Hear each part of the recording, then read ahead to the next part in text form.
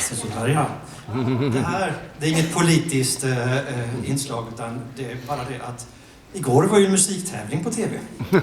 Och det här är tydligen inne nu. Så jag tänkte jag provar det. Nej, det gör jag inte. Musiktävling, ja. Nästa stycke är också kommit ifrån en musiktävling. Vi ska spela, det var lite längre sedan. 1890 var den här tävlingen. Och det var en liten tävling i Italien, i Sicilien, där man skulle skriva en enaktsoperett. Alltså, man fick inte dra för draperiet, eller man fick inte dra för... vad heter det? Ridån heter det. Utan det skulle vara i ett svep. Så det skulle vara kort och rappt. Så att den här blev 75 minuter.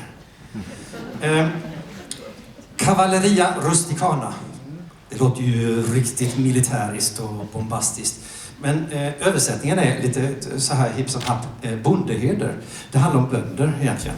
Och så är det ju en opera, naturligtvis.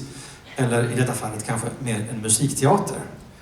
Och då har vi ju kärlek, vi har svartsjuka, vi har ond, bråd död. Vi har alla de här inslagen i den här 75 minuters föreställningen. Pietro Mascagni vann den här tävlingen tillsammans med 2 andra, så att de fick framföra de här 3 operorna efter varandra i många föreställningar.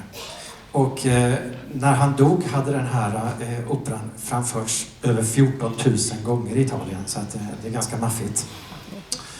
Vi ska spela ett intermezzo ifrån den här operan. Och ni som har varit i Venedig och åkt sån här gondol, ni kanske har hört gondoljärer, de som styr och paddlar och har sig. De brukar sjunga det här ibland faktiskt, det är ganska vanligt.